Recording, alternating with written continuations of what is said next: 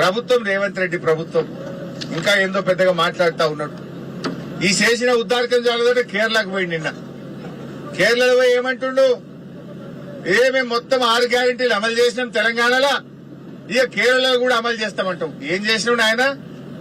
SC ఎస్టీలకు పట్టాలు ఇచ్చినావు, ఎస్సీ ఎస్టీ డిక్లరేషన్ అమలు చేసినావు, రైతు డిక్లరేషన్ అమలు చేసినావా, మహిళలకు మహాలక్ష్మి 2500 ఇచ్చినావా, అవ్వా తాతలకు 4000 పెన్షన్ ఇచ్చినావా, రుణమాఫీ పూర్తి చేసినవా, 15,000 రైతు బంధు ఇచ్చినవా, తులం బంగారం ఇచ్చినవా, ఆడపిల్లలకు స్కూటీలు ఇచ్చినవా, జర్నలిస్టులకు అక్రిడేషన్ కార్డు ఇచ్చే తెలివి కూడా అయిపోయాయి నీకు.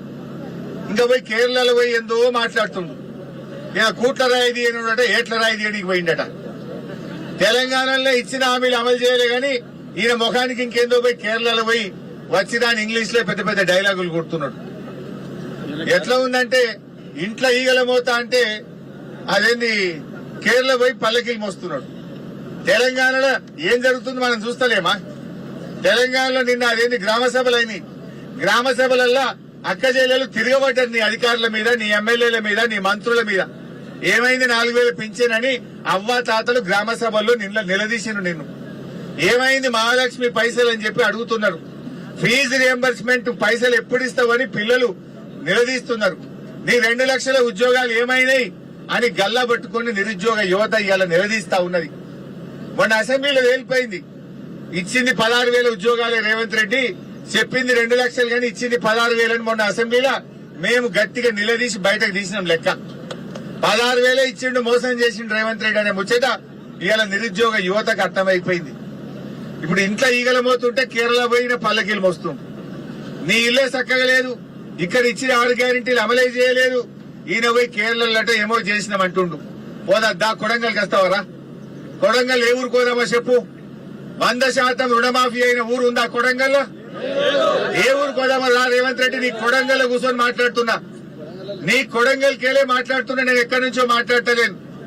ఏ ఊర్లో పోయినా ఏ తండాలో పోయినా రుణమాఫీ కాని రైతులు బాధపడతా ఉన్నారు. నీ మాట నమ్మి 2 లక్షల మీద ఉన్న పైసలు కడితే కొత్త అప్పులైనవి తప్ప ఉన్న అప్పు తీరలేదు. రైతుల అరే రైతు బంద్ చేసే ముఖం లేదు నీకు, నీ తెలివికి. కరోనా వచ్చినా కేసీఆర్ బరాబర్ రైతు బంద్ చేసిండు.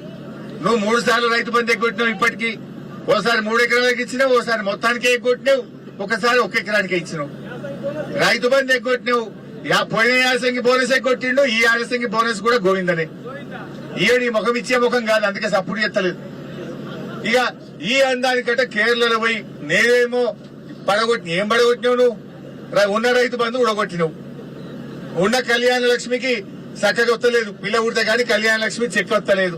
బతుకమ్మ సీరియల్ బంద్ అయినాయి. కేసీఆర్ కిట్టు పథకం బంద్ అయిపోయింది. బాయికాడ మున్పెట్ లెక్క కరెంట్ వస్తలేదు. నువ్వు చేసిందేమున్నదా? ఉన్నాయి ఉడగొట్టు తప్ప నువ్వు కొత్తగా చేసిందేమన్నా ఉన్నా? అది ఎస్సీ ఎస్టీలకు కనీసం నిధులు కూడా విడుదల చేయకుండా ఇవాళ మోసం చేస్తా ఉన్నావు. ఇవాళ కేరళ వాళ్ళు నీకంటే తెలివైన వాళ్ళు, రేవంత్ రెడ్డి బాగా చదువుకున్న వాళ్ళు. నువ్వు పోయి చెప్తే నమ్మేవాళ్ళు. కేరళ ప్రజలు అన్ని విషయాలను ఎందుకు గూగుల్లో కొట్టి రాదా బయటకు? గూగుల్లో కొట్టి తెలంగాణలో ఎన్ని గ్యారెంటీలు అమలైనాయి అంటే గూగుల్ చెప్పదా? మహాలక్ష్మి ఎగగొట్టిండు, ఈయన 4,000 పింఛన్ ఎగ్గొట్టిండు, రైతు బంధు 3 పంటలకు ఎగ్గొట్టిండు, రుణమాఫీ పావులు చేసి భార్య ఎగ్గొట్టిండు అని గూగుల్ చూపియదా రేవంత్ రెడ్డి? నువ్వు పోయి కేరళలో చెప్తే నేను నమ్ముతారనుకున్నావు. నువ్వు మహారాష్ట్ర పోయినావు, ఆడ కాంగ్రెస్ ఓడిపోయింది. నువ్వు కేరళ పోయినావు, ఆడ కూడా విక్తుంది. నీది ఐరన్ లెగ్గు. నువ్వు చేసిందేమున్నది? నిజంగా 6 గ్యారెంటీలు చేస్తే చెప్పు. ఏడ మాట్లాడదాం. నేను కొడంగల్లే అడుగుతున్నా. ఏ తండాకు పోదాం, కొడంగల్ ఏ ఊరికి పోదాం చెప్పు. రుణమాఫీ అయిందేమో అడుగుదాంపా. ఏ ఊరికి పోయావు?